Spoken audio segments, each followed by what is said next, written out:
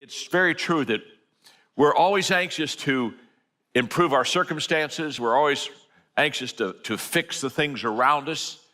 But so many times we're not anxious to improve ourselves and fix ourselves. And so the whole teaching of this is that when we start in life, you probably started off like I did, and that is with goal setting. And well, let me just tell you a story. Kirk Campmeyer, when I was in my early 20s, asked me what my plan for growth was. And the bottom line is I didn't have a plan for growth. I didn't know that I was supposed to have a plan for growth. He was the first one that kind of made me aware that, John, growth's not automatic. If you're going to grow, you have to grow intentionally.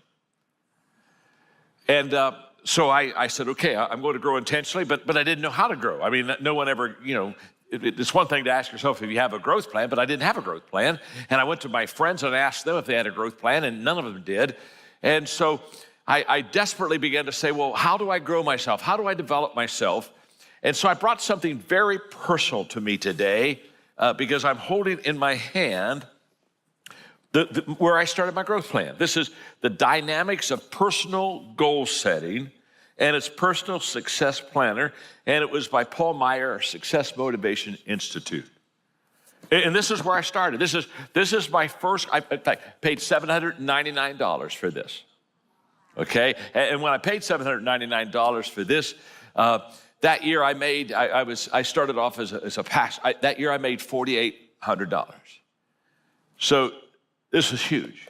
This was a lot of money, and I had to save up for it. I didn't have that kind of money. And so really 6 months of trying and saving, we finally got to this. And so this is where I started.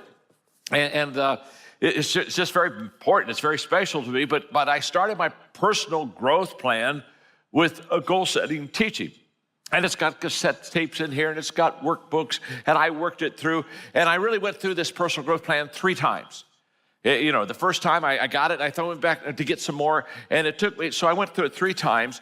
But the reason I brought this with me today is for a couple of reasons. One is this is when people say, what's the best investment you've ever made in your life? The best investment I ever made in my life is right here. The $799 I paid, which was an awful lot of money for me, the $799 I paid has been worth millions of dollars for me.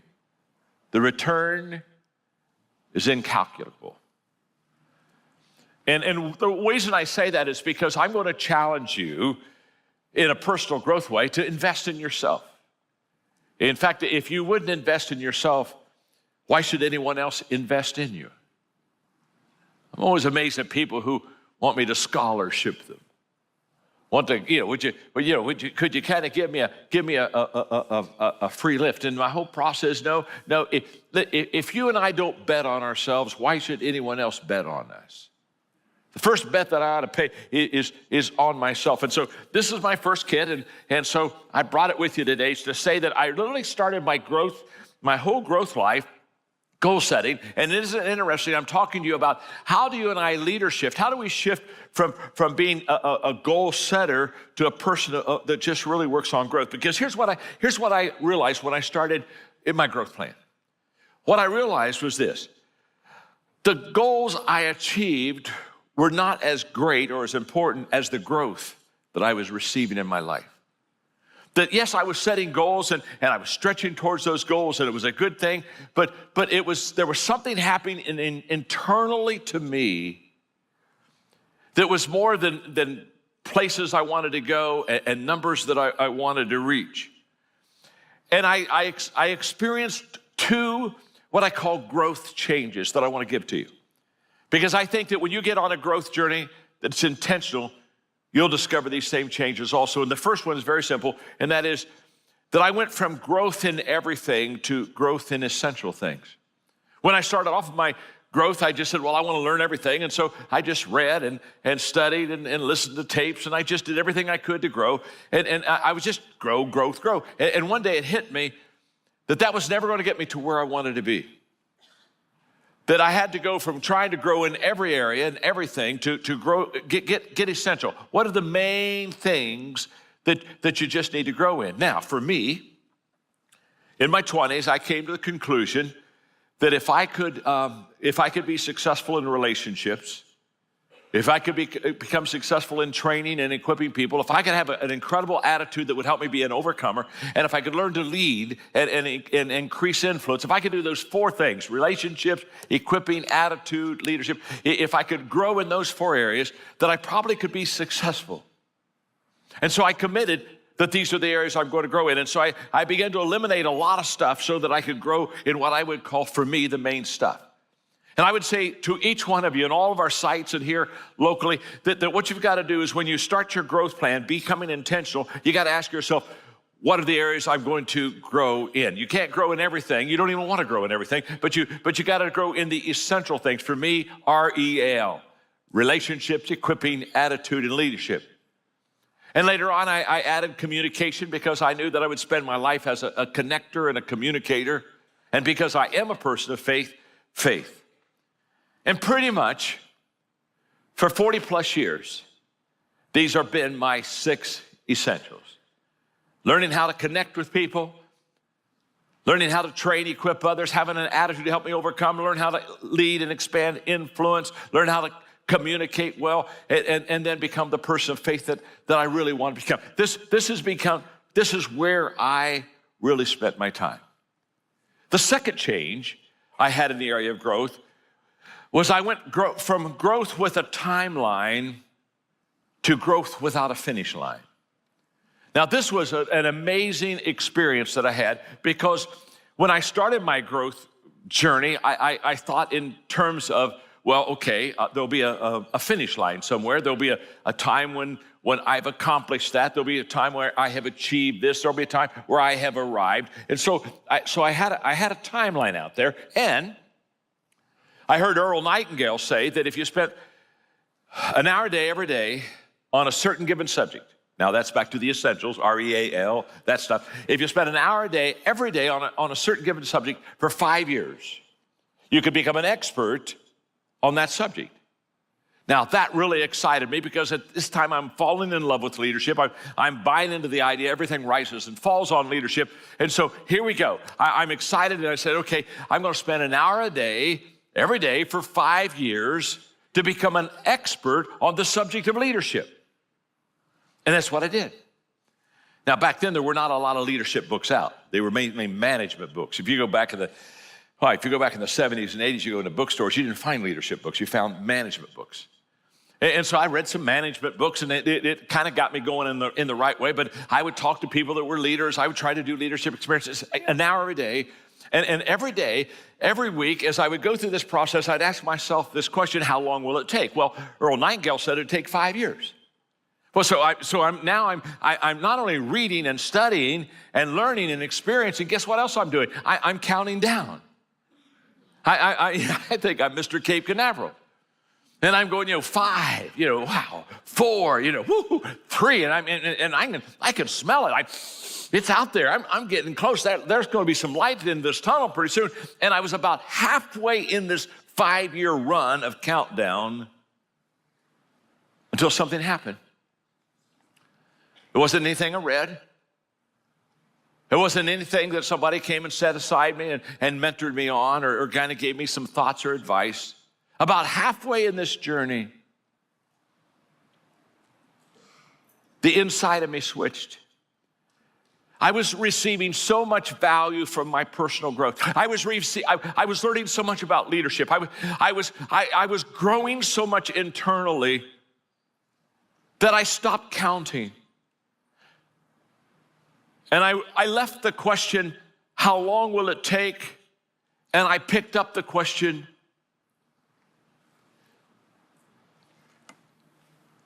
how far can I go?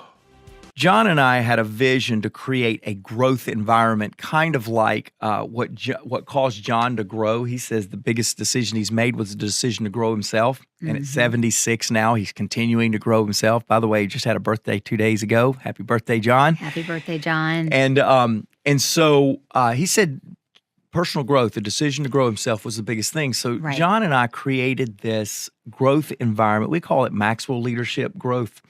And this is an online platform. It's an app, an Android or an Apple app that you can download called Maxwell Leadership Growth app. And Tracy, you're one of our guides. In fact, you're the guide over relationships. Good to see you today. Look, if you're watching by YouTube, we just shook hands. That's a very relationship thing to do right there. I'd be hugging you if there wasn't this table between us. That's the truth. But anyway, there was a very, very real reason that John and I felt like you were the right person to be a guide in that tribe. By the way, we want you to be a part of that. Download that. You'll hear weekly lessons and things from Tracy all throughout that online platform, that growth app at Maxwell Leadership. But here's the reason I said all that. One, we want you to download, come join us. But two, I said that because isn't it true that kind of the first leg, if you will, of relationship is your relationship with yourself? Absolutely. And so I just thought, man, before we even get into some of your questions for me of how we're applying this lesson here at Maxwell Leadership, talk to us just a little bit about that importance of relationship with self. Well, I think that is really one of the first places that I applied John's lessons in my life. I was 21, 22 years old when I first heard about John Maxwell. And I thought I was going to learn all these fancy schmancy business things, whatever that was going to look like. And really what it was about working on myself. You know, one of the things John is famous for saying is, if it doesn't work at home, don't export it. And so what that said to me as a 21, 22-year-old was work on myself and work on the relationships closest to me before I took it outside of my home. And so I love how he closed out by saying, growing yourself, which we really talk about that being the first relationship pillar, the relationship that we have with ourselves. Yeah. And it's not selfish to grow yourself. In fact, it makes me a better person in every single relationship beyond myself, which is everyone else. Yeah. It makes me better in every relationship I'm in when I grow myself and make myself the next best version of myself each and every day. So I love this lesson, starting with yourself. Yeah. And when he kicked it off with that, I'd love to dive in. Are you ready to dive in? Yeah, I am. But let me say this, because again, I assume everybody in the world is an app person, an Android or an Apple app. But I do want to give you the website in case you want to go download the platform online. It's growth.maxwellleadership.com.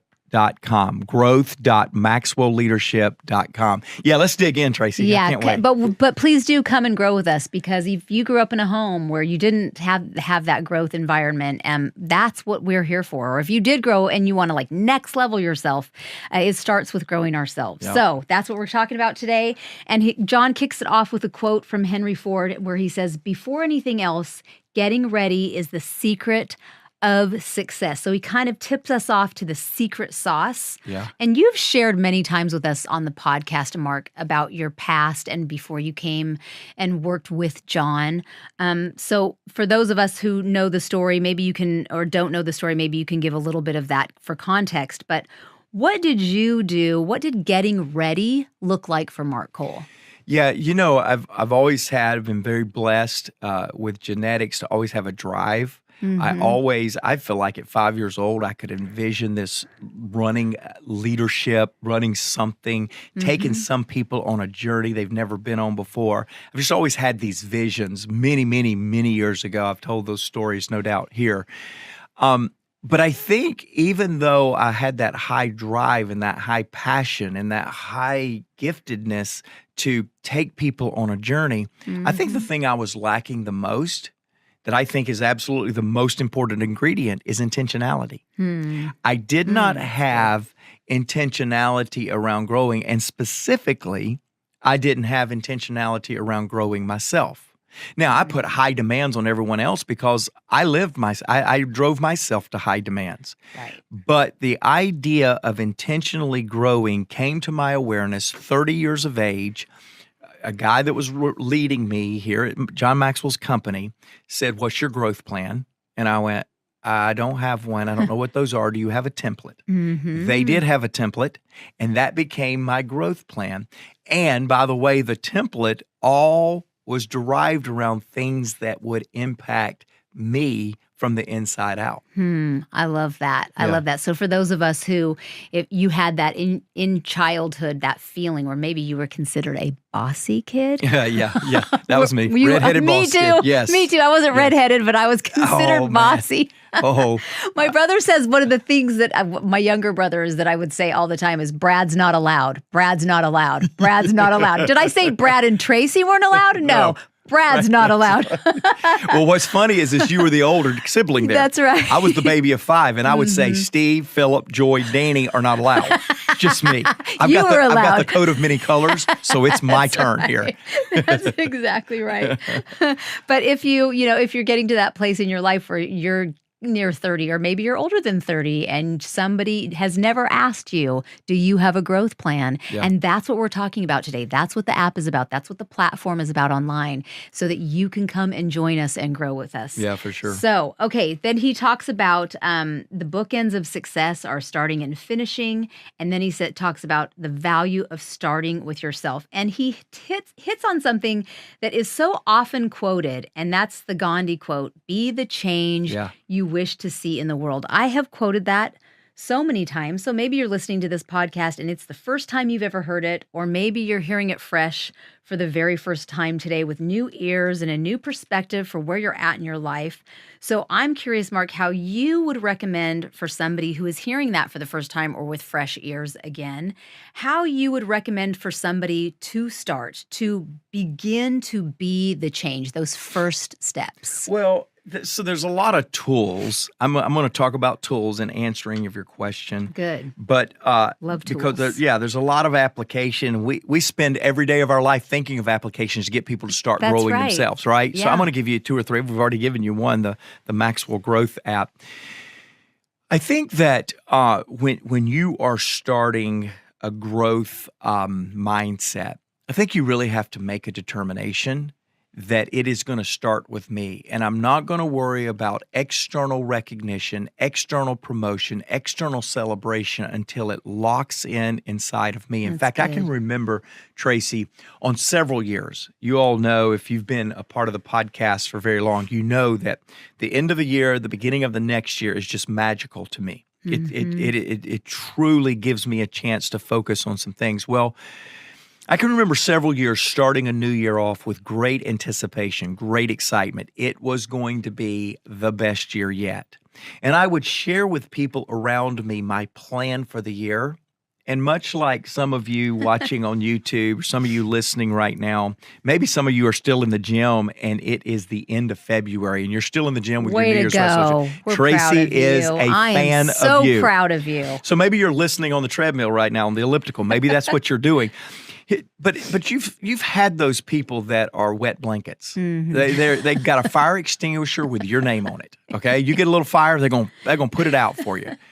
And I know for me, there's been some years to where I came out of the gates ready to go, and to where a sideways word or a less than affirming word put my fire out. Then there's those years I get the same wet blankets.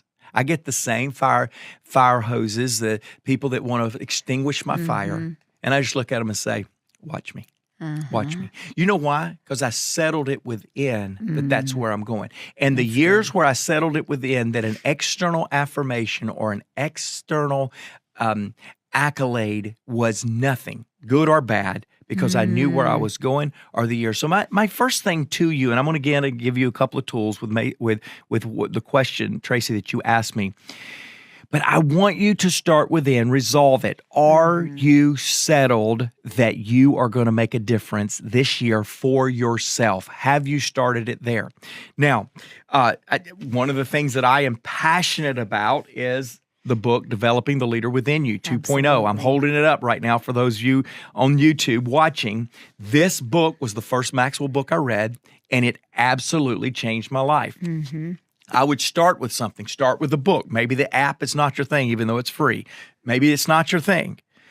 Go to the app, pick up this book. We'll put the book in the show notes. Take 15% off if you use the keyword podcast. We'll do all the stuff for you, but you're going to need to go pick up the book and decide. One other thing is we're going to have a growth day. Tracy and I are going to be a part of it March the 13th. Yay. We're 2 weeks away. You can go right now and virtually sign up. Look at it. It's Maxwell Growth Day, and you can go and be a part of that. One final thing that I want to say on this, Tracy, is when we want to start something, it is mind over matter. I'll never forget the time. I've shared with this the story before of my first marathon.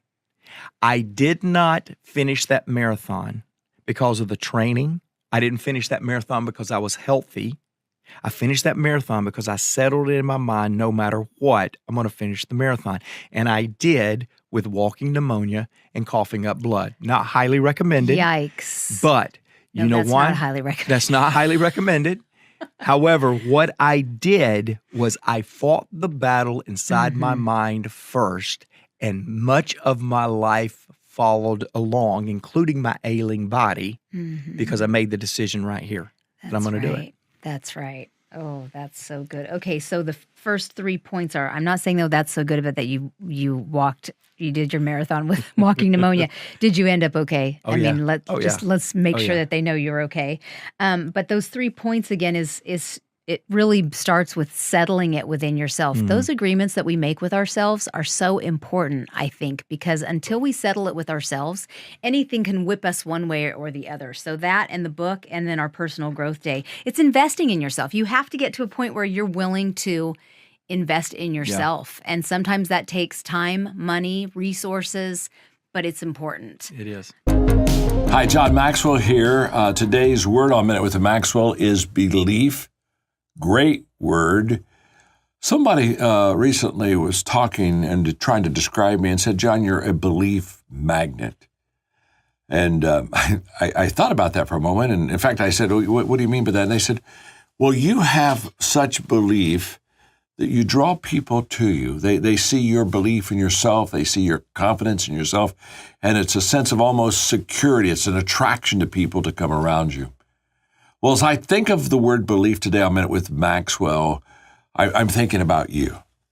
And I'm thinking about you believing yourself, because here's what I know. I've known a lot of people that were very successful because no one else believed in them. But I don't know anybody that's ever been successful if they didn't believe in themselves. See, you can be successful if other people don't believe in you. You can overcome those odds and that opposition. But if you don't believe in yourself, no way. You just aren't going to make it.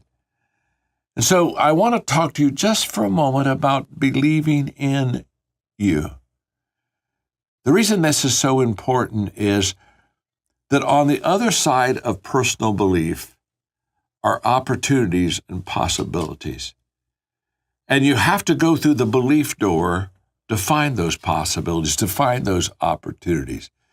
If I could, what I would really do is I would loan you my belief. I really would. Because when we started the John Maxwell team, we started it for people that wanted to improve their life. And so therefore, I said, I'm going to believe in people that maybe don't even believe in themselves.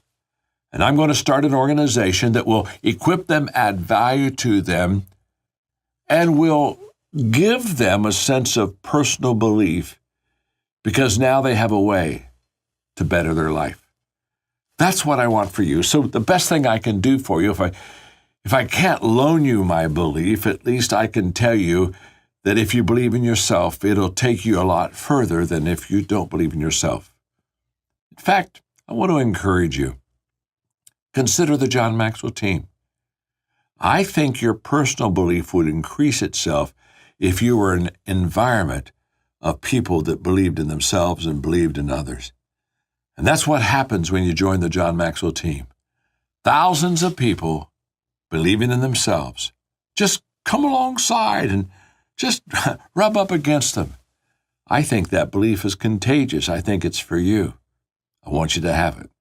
Well, today's topic, we're going to talk about, I love where we're going. We're going to do a little mini series here. I think there's 3 books that for what we do in organizational development and culture and working with teams that really stand out when it comes to that. One, obviously being the 5 levels of leadership. Right. That's our methodology. The second one is Leaders' Greatest Return. It's really talking about developing people and the power of that. And the third one is leaderships. These are shifts that leaders have to make often. And so today's topic is why leaders have to make the shift from goals to growth. Right. So I love where we're going on this around leadership. Yeah, the whole idea about shifts that a leader needs to make comes up quite a bit in coaching conversations. One that I think we've done a podcast on it before was on, and it's number one, the first shift in when you read the book about making the shift from being a soloist to being a conductor. And so that if you're used to, you're an individual contributor and you're really good at what you do, and one day they tap you and say, hey, we'd like you to lead the department or lead a team. Now you're the conductor of that orchestra. You're not just playing in that orchestra. It's a completely shift in how you think and how you act to get not just your own performance, but to get performance from others. So I thought leadership, as well as some of these shifts that we're going to cover in the next couple of episodes, will be things that I see quite a bit. And as leaders, we have to be open to change, and we have to be changing. And that's why I love this. Like, we should always be thinking about the shifts that we're making. So today we're going to talk about where the shift from goals to growth that John's going to lead us through with this content pieces that we're just going to kind of take back and forth here. And when you start out as a leader, we talk about this in the 5 levels of leadership, where we get a position and then what do? We immediately want to just start producing. We want to start hitting our KPIs, and we make a mistake to where we kind of maybe don't grow, but we also just kind of jump right over connecting with our people. And so we think that kind of hitting our numbers and the KPIs, whatever your KPIs might be, will make you a better leader. It'll increase your value. And while it does, and from an external standpoint, really from an internal standpoint, you got to be growing on the inside to be able to keep producing and growing outside and hitting those KPIs. And so we are big here at Maxwell Leadership about it being a growth focus versus a goal focus. Yeah, I love that shift from growth outward to growth inward. It's good. I mean, to me, that's saying if you shoot for goals, that you'll achieve the goals, but you may not grow. And it's funny, that meeting I had this morning with the client, they're talking about we get so focused on the scoreboard, on the revenue or the expenses or whatever what your measurement is, we forget to look at the daily growth that we're making as individuals to work toward that. So how do you make this leadership? And so I don't think it's 5, I think it's maybe 7. Doggone it. I know you're being disappointed in me. But number one, embracing change, that growth means change. And if you want to become a better leader and a better person, then you have to shift from this fixed mindset to a growth mindset. And mindset really is important in this shift. I think that I've got to be. We talked a little bit on the previous podcast about fixed versus growth. Carol Dweck and the research she does, but I can't say enough for having that mindset that I'm here to grow. Yeah, everything I do.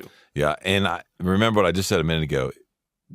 Having influence and being a leader, it doesn't require change. Change is going to happen, right? So get ready for it.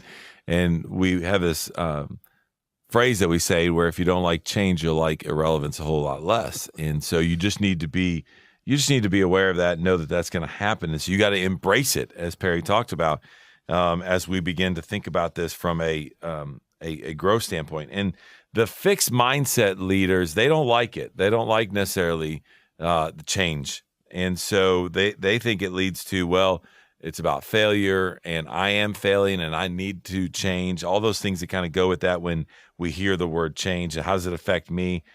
Versus if we have a growth mindset, back on this mindset thing about change, then we'll embrace the change. We'll embrace the learning and the growth that we will go through. I mean, you think about this, anything that we change or do a little bit differently, at the end of the day, we've learned something vering having that repetitive mindset. It doesn't mean we like change any more than anybody else. No, not at all. Yeah. But I see it in a different light, is that I'm going to go, and you think about it, your whole life is about change. You wouldn't be where you are if you didn't change. Yeah. So, but we look at it with a different view. You say, I'm going to go through this because I'll be better on the other side. I mean, the only reason that we now have over 3 million downloads is because you heard my very first one and you said, Chris, I think we need to embrace change. I love you. So I've grown through this process, and I give all that credit to you.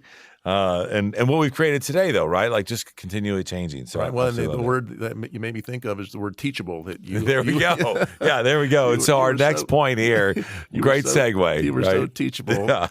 But it's a fantastic characteristic for a leader. And so, the question I always ask people on a coaching call, how teachable are you? And so how do you become more teachable if you decide and I think it builds trust with people when you say, when they view you as a teachable leader, that you don't have all the answers. You're always seeking to learn more. You're asking them to help you grow. You're observing. You're curious. Lots of things like that. But you're looking for growth opportunities in every situation. You ask questions. You are curious. You seek out information from others. You file. John's big about filing what you've learned so that you can recall it. And then my favorite is passing on what I'm learning to others. I notice that the more I teach people, the more it sticks with me to do that. So, real quick, before you go to the next point, one of the things I was thinking about under this and having a teachable spirit and being okay with the failure side of things, which that's a strong word, but just the whole teachable spirit. We talk about the success cycle to where John talks about, hey, listen, try something, right? You're going to fail, then you're going to learn, then you're going to improve, then re-enter again. And so whether it's this podcast, whether it's leading a meeting, whether it's a new process or a system, be teachable through understanding that that's going to be a success cycle and a process that you're going to go through. Try it. Know you're going to fail. What are you going to learn? Be teachable through that. Then improve it and then re-enter and do it again. I'm smiling because I was in a meeting yesterday and one of our teammates asked me, didn't you write about this on a podcast or a blog? I went, yeah, let's pull that up. And I pulled it up, and as she was looking at it, I was looking, I go, did I write this? It was like episode 12 or something. Yeah. It was a long time ago. I go, oh my gosh. At least it wasn't one when you said, hey, look, can we do this together? All right. Okay. Hey, podcast listeners, do you have a clear plan for growth? Achieving big results most often does not require big life changes. Small improvements over time compound into big results. Download Clear by Maxwell Leadership. It's the new free app where our expert guides help you pace your leadership journey and set a clear plan for your growth. You can also find all sorts of resources on the Clear app, including this podcast, and information on upcoming events such as our International Maxwell Conference this August. This upcoming conference will be like no other, so be sure to download Clear by Maxwell Leadership in your app store and register today. Okay, number 3, make your love for learning greater than your fear of failure. I thought that was an interesting teaching to say, how big is this fear that I may have that I might not get it right? That can I make that idea that I want to grow, I'm willing to grow greater than that. Don't count losses. He says, John said, don't count losses, count lessons. I thought that was pretty good. I love that. Don't count losses, count the lessons. Because what do? Naturally, as human beings in the flesh, we go, man, I don't have this anymore. I lost that, or I didn't do this right. Versus, man, I learned this and I learned that. So I absolutely love that, which goes into a book, that John wrote. Sometimes you win, sometimes you learn. Yep. And I just think it's a powerful lesson. Well, number 4 is develop relationships with other growing people. This may be one of the strongest points that we're going to talk about today, because a rising tide raises all boats. And I know I've had the privilege of working in and around this organization for a long time, over 23, 24 years. I started when I was 5. And just being around this environment, we're in a bubble, is what we call it. It's a leadership bubble. We're challenging personal growth all the time. But I think when you're around these type of people, the easier it is for you to grow and to get and because it becomes contagious. And so, be the difference maker. Take that step and be that person for your team or your organization, and bring people around you. I was talking the other day with somebody, and we started talking about the fact that if you look at the people that you're hanging out with, what are the conversations about? Are they all about, man, you remember when we did that? Remember when it was this? Or, man, this is what I'm learning and this is where I'm going and this is what I'm trying. That right there, just the next conversation you're in when you go out, for a social event, you're hanging out with couples or people where just be aware of that and listen to that and the tone of the conversation, because you want to be around those that are saying, man, this is what I'm learning. This is what I'm thinking. This is what I'm reading. You do that all the time to me, right? Like, this is what, I was reading this book the other day. I was listening to this and I learned that. And I'm just like, holy cow. So it just encourages me to be growing. But that's two-way. I was thinking the same thing, is that you do that to me and our team. We're looking at what are you learning this week? What are you reading? Yeah. And a week doesn't go by somebody asks me, what are you reading now?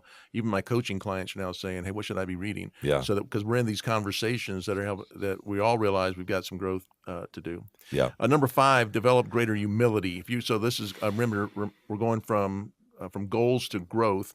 How do I develop more humility? And this humility is really about the essence of being unafraid to admit when we're wrong or what we don't know, and being able to, it's like self-awareness and humility kind of tied in together here, about recognizing the gap that I could be filling by spending some time each day investing in me. Yeah. And when I admit that I'm wrong, then I'm on a path to discover what's right, and it just opens me up to learning more. Which this is about self-awareness and being having that humility to be open to that, and that feedback from other people, maybe also some tools. We often will talk to leaders and say, hey, the longer that you have led, you've been with the team, maybe you're in that fixed mindset, right? You're in that goal mindset, probably the more unaware you are of really what's going on, right. The pace of your growth, the pace of your leadership, what does it look like to be on the other side of your leadership? And so I think that humility side and the self-awareness is something that you should really look at when it comes to moving from goals to growth. Number 6, believe in yourself. This is just really about, do you believe that you're worth it? You listen to a podcast, you maybe listen to an Audible book, maybe you attend a workshop, maybe you begin some coaching. Like, believe in yourself, to invest in yourself and what you're learning. And when you believe in yourself and you invest in yourself, you'll begin to move from goals to growth. And the last one, I really would love your opinion on this before I let you wrap it up. But John used a phrase, and I thought it was interesting, about embrace layered learning. Yeah. And to me, you just gave a one part of that, which is, how do I do learning? Am I doing podcasts? Am I looking at books? But I'm also, for me, it's so much of what we do. I'm studying and I'm learning and I'm investing in me, and then I go out and apply it. I do experience and I try something, and I do it on a coaching call, or I do it in front of an audience. In my world, so much I do a lesson and I get feedback, and now I'm adding to that. So I feel like I'm layering. But I wonder, how do you see layered learning when John speaks of that? Yeah. So this is just a continuous growth mindset. Period. Piling on. This encompasses everything that we just talked about. Whereas if the previous 6, if you're doing them well and you're moving from goals to growth, what's going to end up happening is you're just going to continue to see growth principles and movement, right, laying on top of each other. And so you're going to continue to see that layered learning, which, hey, take a chance, take a risk, learn something, and then you're going to learn something more. And then but if you never take that step and begin learning, you'll never have the opportunity to experience layered learning. Yeah. I think, Coach Bill Walsh years ago, San Francisco 49ers, but he had a phrase that kind of upset people, because he said, the score will take care of itself. And I thought, no, you're the head coach. That's all we're about, is the score. And he said, no, if you invest in yourself, if you do the right things, if you are brilliant on the basics, if you're learning and growing and improving and growing and improving and growing and improving, score will take care of itself. I thought, isn't that true? And we get so focused on the goal, the scoreboard, that we don't do the daily things we should be doing. Yeah. And that the goals will take care of themselves. Yeah. I want to be a leader. I want to learn how to lead well. Where do I start? In fact, they'll say, what book do I begin with? And whenever they ask me that question, my answer always surprises them, because I tell people, if you really want to be a terrific leader, the first book that I've written a lot of them, on leadership, that you should read is The 21 Qualities of a Leader. Now, that's a very popular book. It sold millions of copies, but it's not by far one of my best known books. And so when people say, oh, I'm surprised that you would have the 21 qualities of a leader, and here's why it's so important. The qualities that I'm going to teach you here in a moment, and I won't have time for 21, but I'll teach a few. The qualities are foundational for your leadership life. If you're just going to build a one-story house, you don't really need much of a foundation. You can just kind of put a cement slab underneath of it, and you can build that one story. You don't need a great foundation because you're not building a great building. You're just one story. But if you came to me and said, I really want to build a skyscraper, in other words, I want my leadership just to stretch to the heavens. I want to do big things in leadership. The first thing I would say to you is, you've got to get the foundation right. If the foundation is correct, you can build a skyscraper of leadership for your life.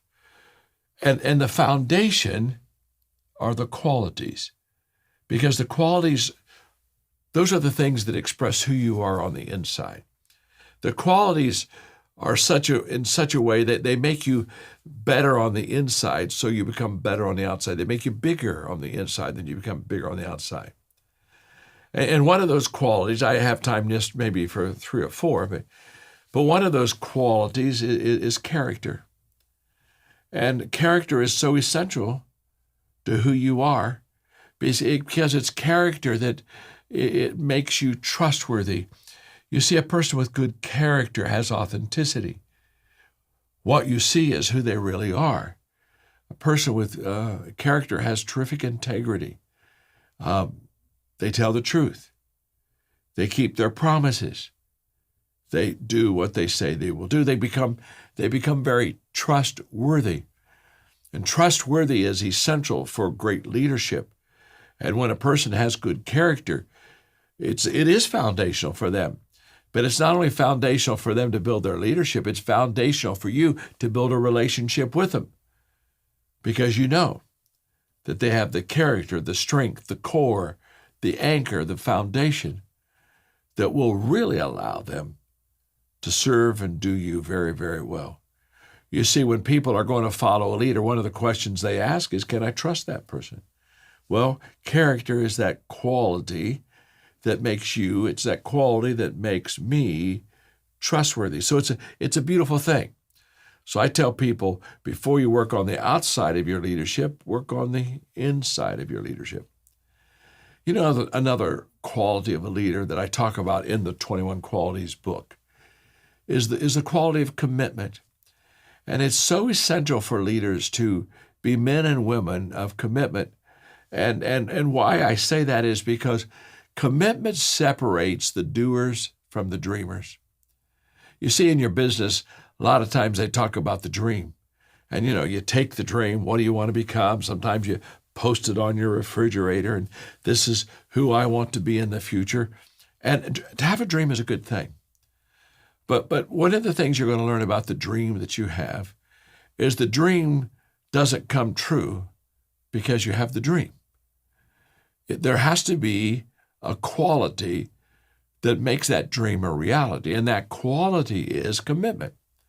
And if you're committed, it takes you from being a dreamer to a doer. If you're not committed, you're just a dreamer. And there are a lot of people who think that the dream is enough. It's not. You see, the dream is free, but the journey isn't. That's why people like to sit around the table and talk about what they would like to become, and they have these great dreams. But honestly, when you get up from the table, you've got to make it happen. See, dreams are free, but the journey's not. And since the journey, which is what brings you to the reality of that dream, it costs something, commitment is the core. Commitment is essential quality for you to have as a leader to make your dreams come true. Another quality that I express in the 21 Qualities of a Leader book is generosity. The willingness and the ability to give on the front end. A lot of times people say, well, I may give to that, but I'm going to see what I'm going to receive first. And a lot of people are saying, well, if I receive something, then I'll give. And they don't understand that sowing comes before reaping. No farmer ever went out to the fields that he hadn't worked, that he hadn't sown any seed in, and come fall look and say, well, I wonder what kind of crop I'm going to receive this time. It's impossible. You see, fall harvest is only a reality if there's been a spring sowing. It always begins with not what am I going to receive, but what am I going to give. I have an expression sometimes I use that I love, and that is, your candle loses nothing when it lights another. If I have a lit candle and I am generous towards you and I extend it to you and you can light your candle off of it, my candle doesn't go out. I just turn it on 2 lights instead of 1. And I think there's a scarcity mindset that many people say, well, if I give, I'm afraid I'm going to lose something, and they don't forget so many times that what they lose if they don't give is opportunity. You know, generosity opens the door to incredible opportunity. It opens up the door for us to have life change and to help change lives. And one of the ways that you build a successful business is to be extremely generous.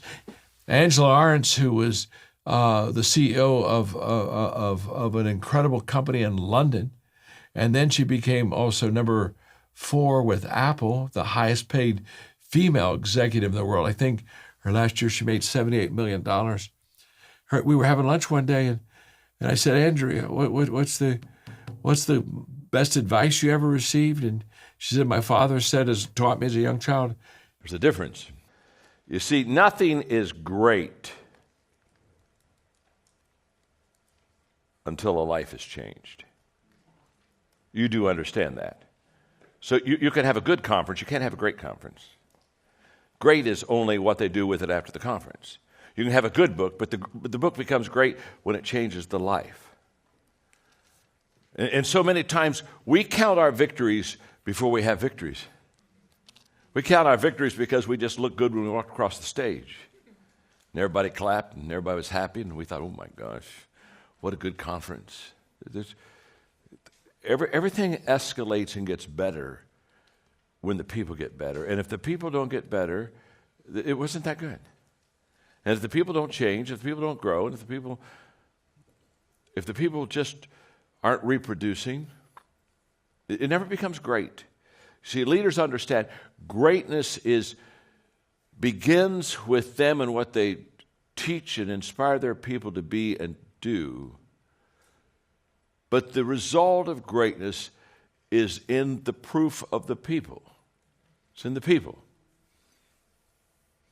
So if you say, well, I'm a great leader, well, how many great leaders have you reproduced? So you're not a great leader because you have followers.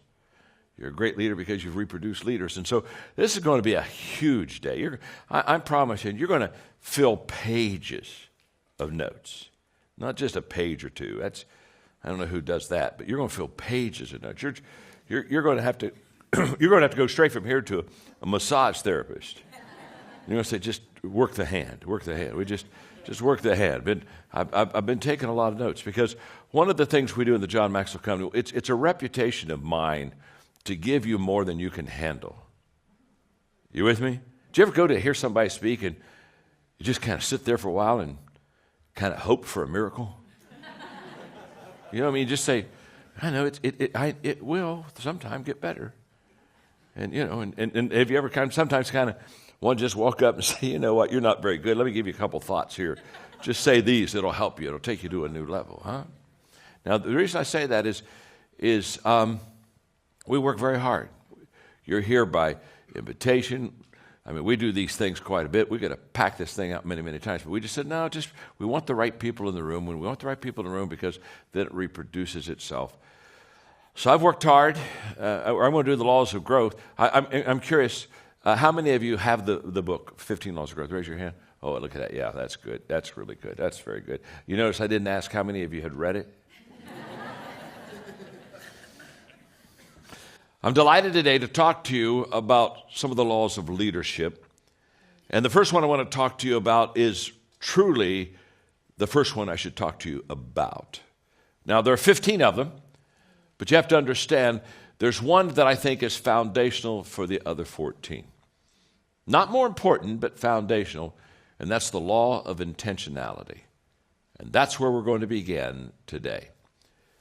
The law of intentionality just basically says growth is the only guarantee that tomorrow is going to get better. Oh, isn't that good? If you're going to grow, and if I'm going to grow, we're going to grow intentionally. Now, I'm talking to leaders today. I love talking to people that lead many people. And to be honest with you, if I could just literally come off the stage and I could get real close to you and we could have kind of like a one-on-one conversation. There are two questions that I would ask you, and the two questions I'm about to ask you will really determine how successful you're going to be in this business, without any question. These are the two questions. It's not like there's 3 or there's 4 or there's 7. There's 2, okay? Just trust me on this. I'm an old man. I know this. I've been around the block a few times.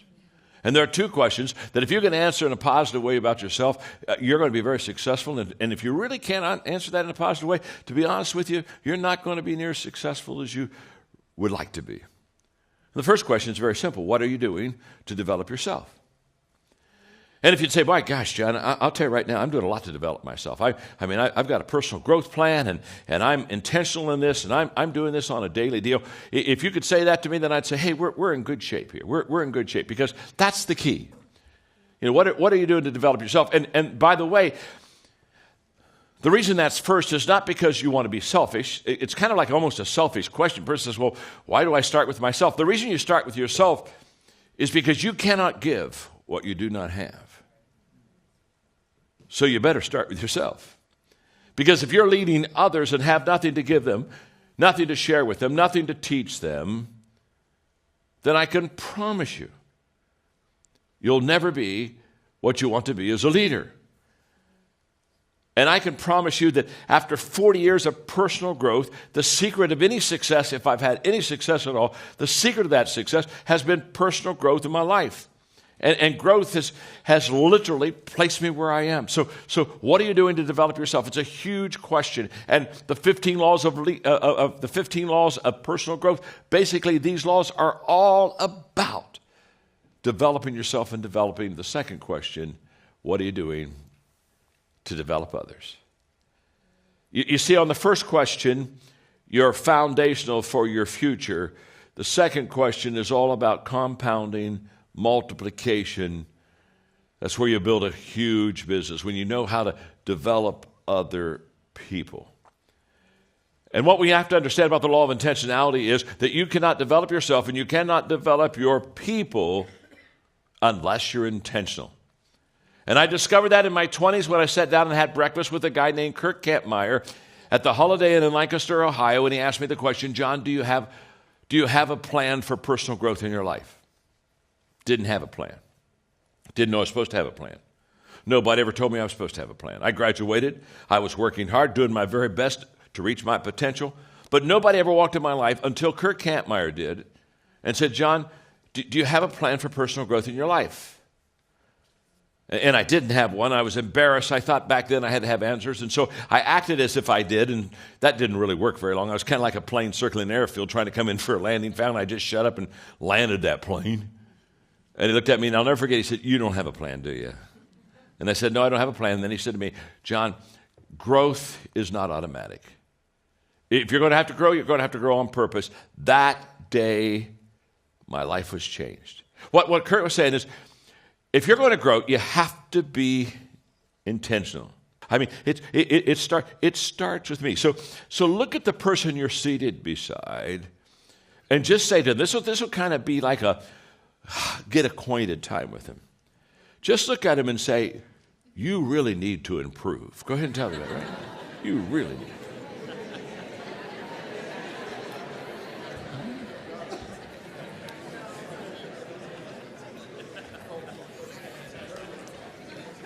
Now, wasn't that fun? Wasn't that fun? Isn't it fun to just look at somebody and say, you know what, you really need to improve? Yeah, it just rolls naturally off the tongue. Now look right back at him and say, I need to improve. Now, you said that with a lot less enthusiasm. I mean, did you hear that? I mean, when I said, tell the other person you need to improve, I mean, it was loud. You need to improve. Yeah, well, yeah. I need to improve. Yeah, I need to improve. Now, the problem is we have what I call growth gaps.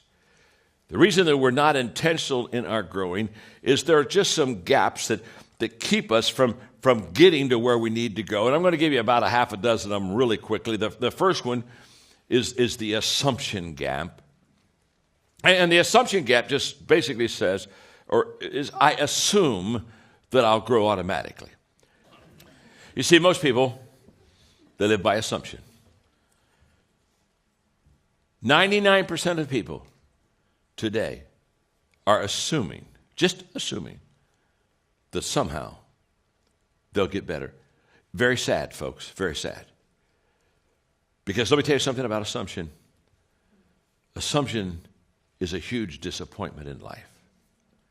You show me a person that assumes, and I'll show you a person that almost daily is disappointed.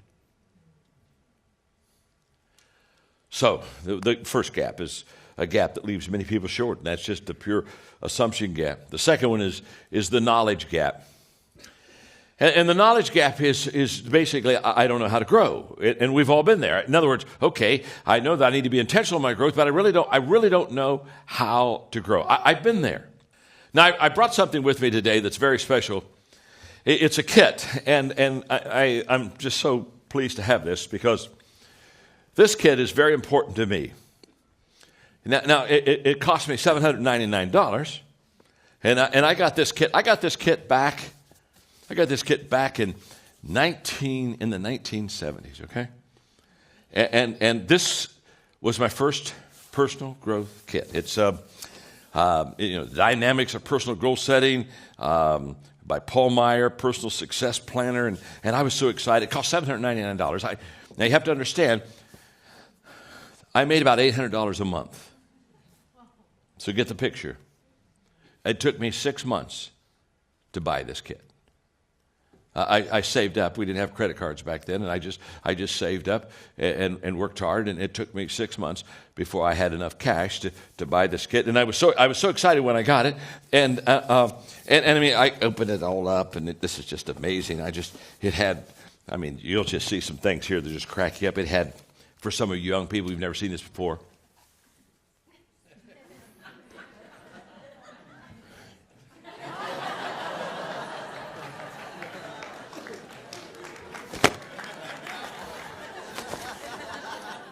they're called cassette tapes.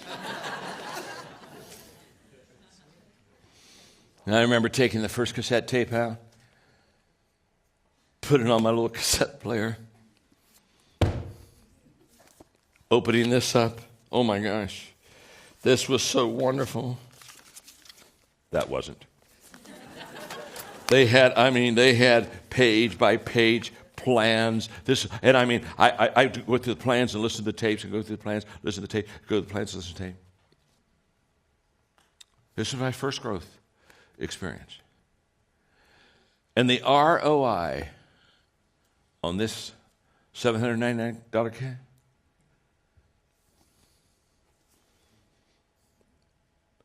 it's worth millions of dollars to me. Yeah, you heard me right. Millions of dollars. And experiences and a lifetime of growth. And what's interesting is, now here's what I want you to hear. The value of this kit, the content was good, but that wasn't the value. The content was good. But as I look back now, I say, what made this so special? What made this so special is very simple. This is the kit that got me started. Hear me out. The value of what you do for people is not so much what you give to them as much as it challenges them to get started. Getting started is absolutely the key to life. And by the time I finished going through this personal growth kit, by the time that was all finished, I had 6 months of day in, day out personal growth. And what it did is it developed a habit in my life. And by the time I finished with that kit, now I'm used to spending time every day in personal growth. It got me started. I mean, this is worth this whole lesson if you can just get this. The reason I'm so passionate about personal growth is personal growth keeps me prepared. In other words, if I'm continually growing, I'm continually developing myself, and I'm continually learning, and I'm continually doing new things and going to another step higher, can I tell you what that is? That constant growth is the preparation for the opportunity. So when the opportunity comes, here's the way. You don't go into an opportunity, you grow into an opportunity. And so I'm passionate about personal growth because for that person who says, wow, I had an opportunity, I wasn't ready. If you're growing, you're always ready. Because after I intentionally started growing, I made a commitment to grow as a leader. I started writing, I became an author. I developed growth resources for other people. I founded my first company. I began training conferences. Everything I can think of that has ever been good in my life was a result of the fact that I started personal growth in my life. I know I'm known for leadership. I understand that. But my passion in life, more than anything else, is personal growth. Because if you grow personally, you can be a great leader. But if you don't grow personally, you can't be a good leader. Everything in life that you're ever going to want is based upon your ability to develop yourself.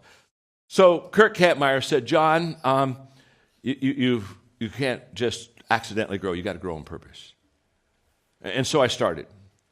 And I got to thinking yesterday when I was getting ready to, kind of my last preparation for this lesson, I got started, and guess what? When I got started, let me tell you what I didn't have. I didn't have experience. I didn't have knowledge.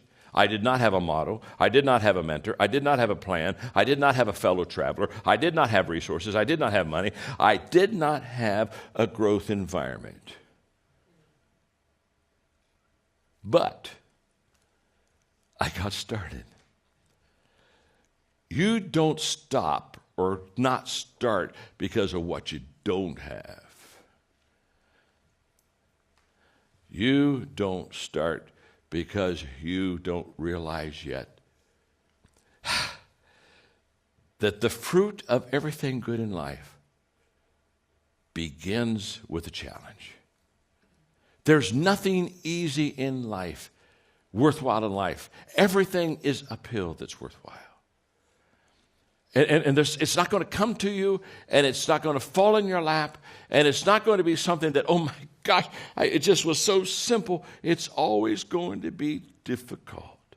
This quote you have in the book that says, if you see yourself as a loser, you won't play like a winner. If you see yourself as a winner, you won't play like a loser. What advice do you give to someone having a hard time seeing themselves as a winner? How do you get them first to see themselves as a winner so they can start playing like a winner?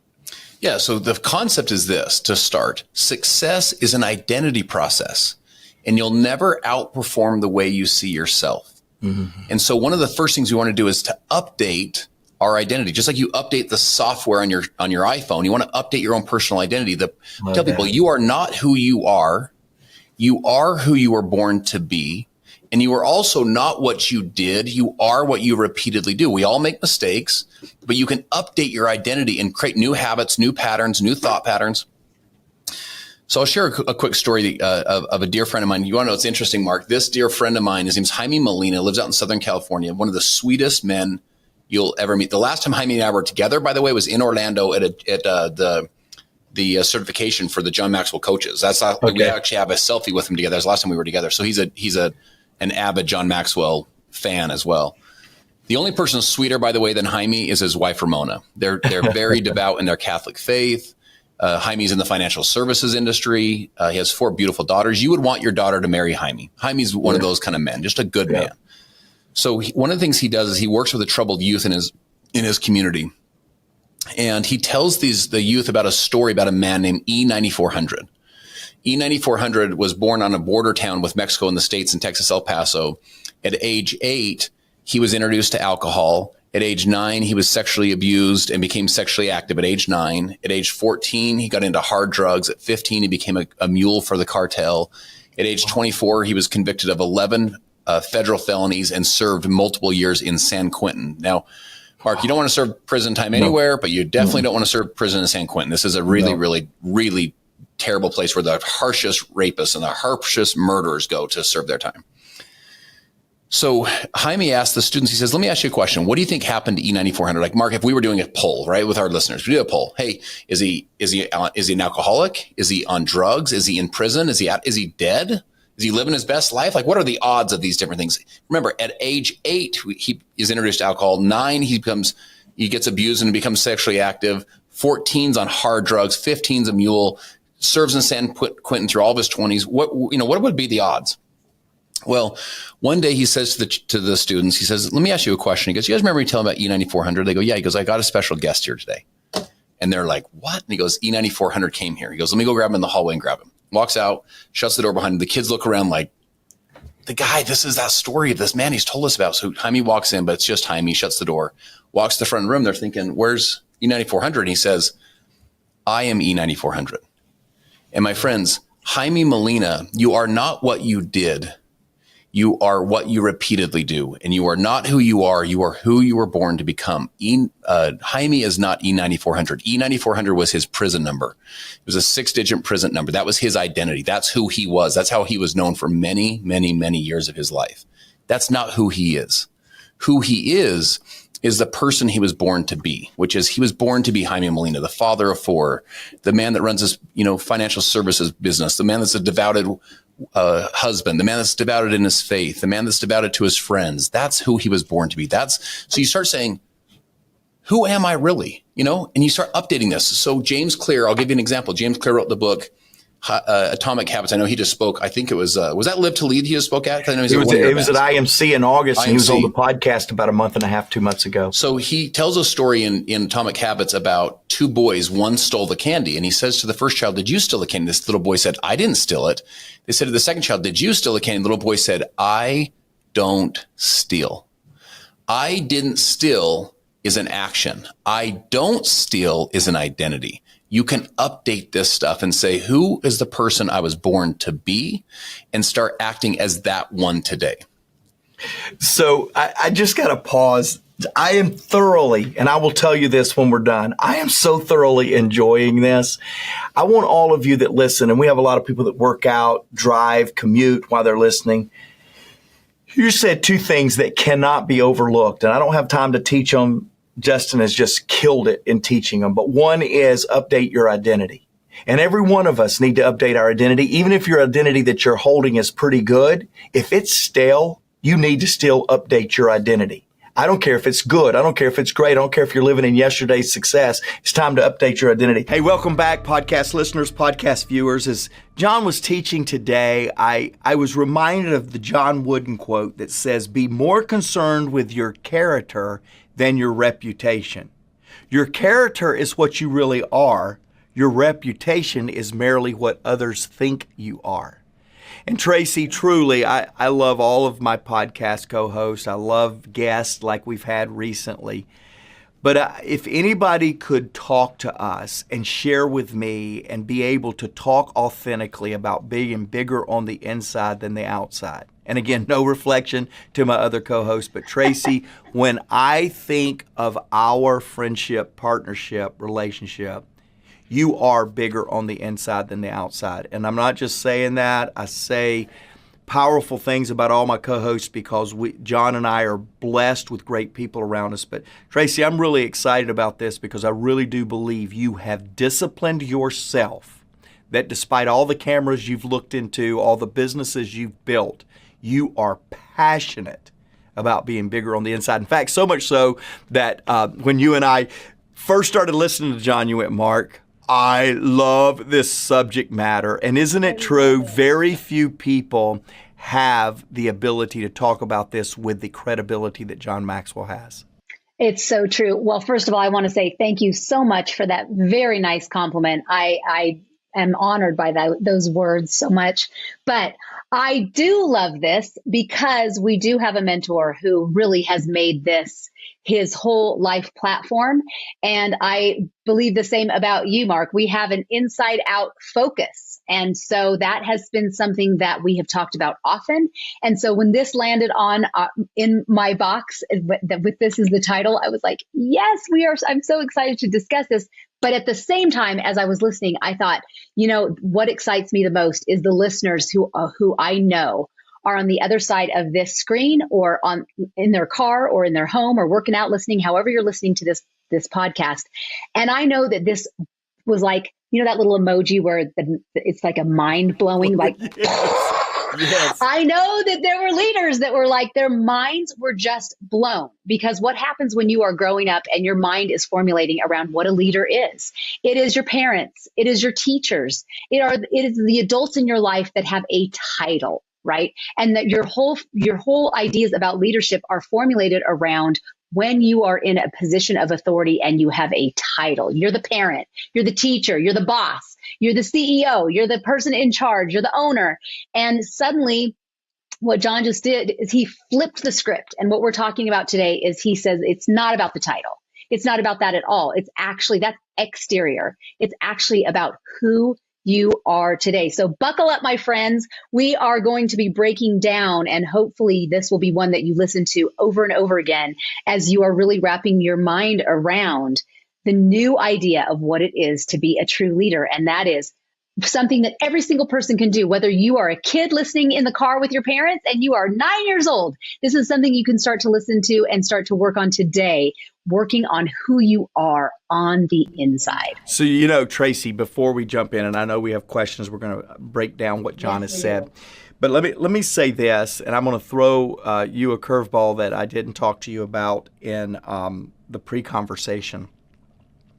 What is it that makes this your favorite subject that we talk about? When people ask me all the time, and I'm going to ask you, I'm going to answer that question so you kind of can formulate, that is the question I'm coming to you with, which is, why is this so indelibly impressed upon you as one of the most important topics that John Maxwell ever addresses? That's my question back to you. You didn't even think about it. You didn't script that, but that's the question, because you and I do share a passion for this subject. In fact, when people ask me all the time, what's your favorite Maxwell book? It's Developing the Leader Within You 2.0. Hands down, you want to know my favorite book? It was the first book that I read. It's the first book that I read and then put up on a shelf and didn't put into practice. It's the first book that I brought back when I was given a chance to lead again and said, this time I will read this book consistently throughout the rest of my life. So if I don't read this book once a year, I read it at least every 2 years. It's in my life plan. I pick up the book, Developing the Leader Within You 2.0. Why? Every one of us have a why. We have a favorite little sucker stick. We're going to find out Tracy's in just a minute, but podcast viewers, podcast listeners, mine is because I read the book the first time. I was given an opportunity to develop my character, my ability to lead and be bigger on the inside, and I neglected it. And my outside grew exponentially in my 20s. My early 20s, I accomplished things no other leader in our organization had ever accomplished at my age. I was elected as the leader. I was leading camps. I was doing all these things with young people and neglected to lead myself. And I crashed and burned. I found myself at 29 unable to sustain the external influence that I had because I had no internal fortitude. You want to know why I'm passionate about this subject? Because I don't want to repeat that same mistake. I am passionate about ensuring that the internal leader is capable of whatever the external leader accomplishes. And I am passionate about that. So that's my source. That's my story. Tracy, why do you think this is one of your favorite topics? I can tell you right away that it sets each one of us apart as unique, because we all have gifts and talents. We all have something that we are uniquely crafted that we can do. And we could all kind of separate into groups about what we bring to the team. We talk about Pat Lencioni's book, The 6 Working Geniuses, 6 Types of Working Genius. And we could categorize us all in the things that we bring to the team. But when you talk about inside out leadership, what truly makes us unique is the individual parts of us that make us us. The part that makes me, the part that makes you, the listener, you, the part that makes Mark Cole, part that makes John Maxwell, is uniquely just us. There will only ever be one of you, and there will only ever be one of me. Beautiful. And so if we implement these tools, it takes away a competitive piece that really is you get into your very own lane. And when I started listening to John, it took away that competitive fear, maybe, that you were competing against other people, and it puts you into a lane of completing other people. When you become the very best version of yourself, then it made me learn to, if I focus on me, then I take my focus off of competing against other people. And when I become the best version of myself in the areas of humility and in the areas that we are going to talk about, the credibility checklist, then I really enjoy showing up in the different areas of my life, because I'm getting better and I can mark all the ways that I'm growing in those areas.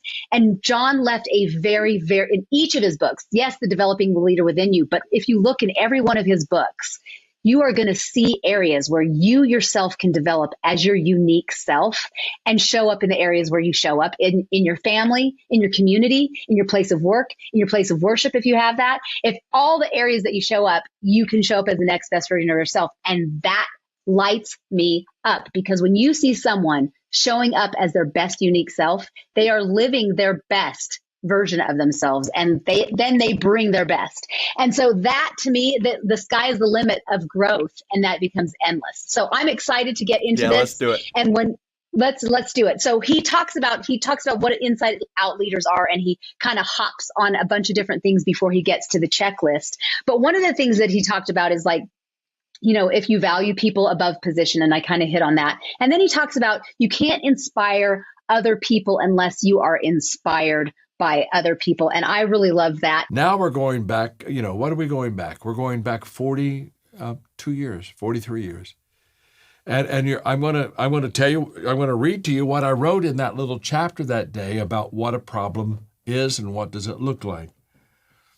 So I said, first of all, in English, obviously not in Spanish, but in English, the letter P that starts with the problems, it stands for the fact that they are predictors.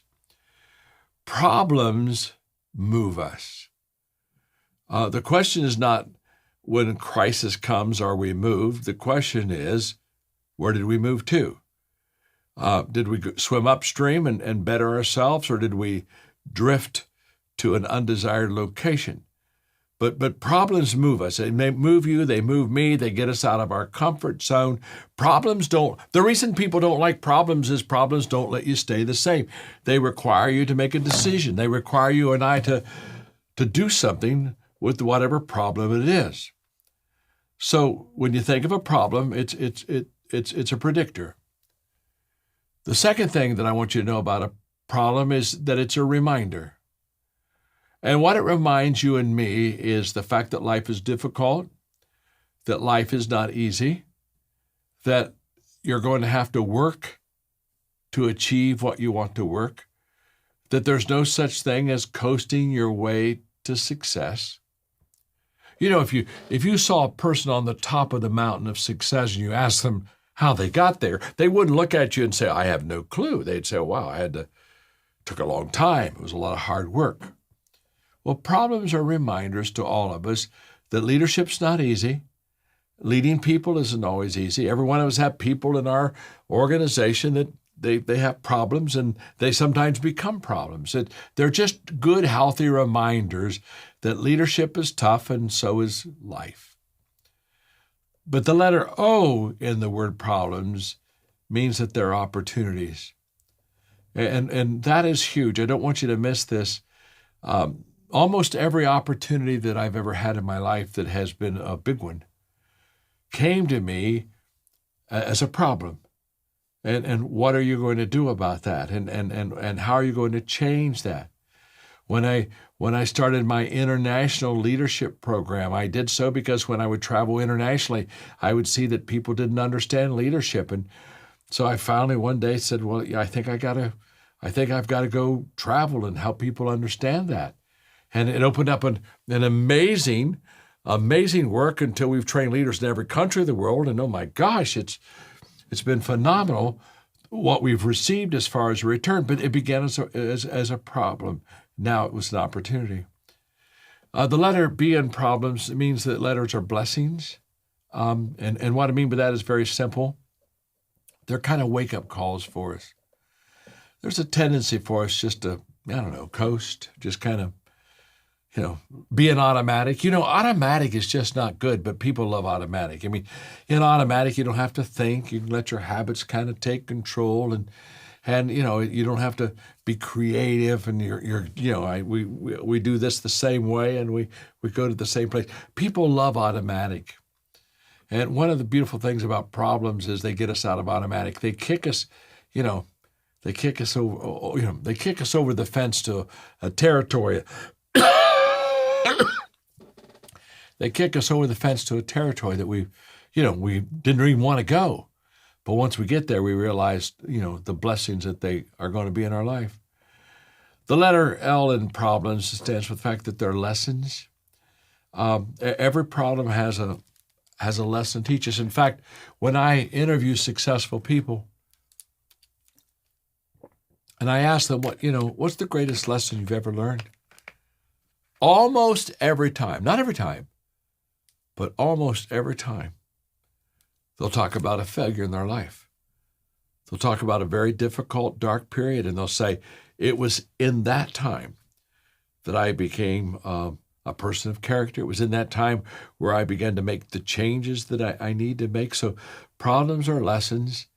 The letter E in the word problems is problems are everywhere. I'm always amazed at when people say, well, if I could just leave this company and go over there, it's this grass is greener on the other side type of thinking. And I just want you to know that problems are everywhere. You can't escape them. In fact, there's an expression I love that says, no matter where you are, there you are. And I watch people sometimes, they even try to get away from themselves. Just understand, I've got problems, you've got problems, all God's children. We got problems. Everybody has problems. So it's not like something I can do or someplace I can go that'll help me have less problems. It's life. The letter M in problem stands for messages. They're messages. It's like the dashboard of a car. The red light comes on. Okay, we got an oil problem. Or it's sending us a signal that we need to kind of be aware of. It's saying, John, pay attention to this. And problems do that to us. They're messages. They're messages to us that are kind of forerunners that be ready, be prepared, anticipate difficulty. And then the last letter in the word problems is the letter S, and that means they're solvable. And I love that. I love that very much. I don't know what problem you have right now, but let me just say this to you. There's always an answer. I'm always amazed at people say, there's just no answer. Oh, there's always an answer. Now, maybe you haven't found it, but there's always an answer. And when you have the mindset that there's always an answer, what do? You stay in the game. Because you're looking for the answer. In fact, let me tell you this, there's not only always an answer, there's usually more than one answer. In other words, whatever I'm doing, to be honest with you, there's probably even a better way of doing what I'm doing.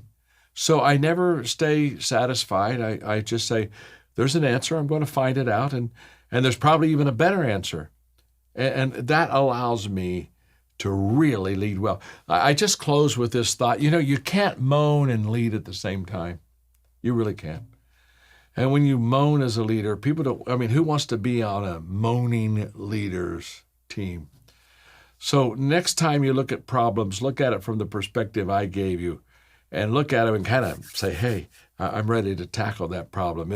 It'll make you a better person, and it'll make you a better businessman. It'll make you more successful. Until next month, love and blessings.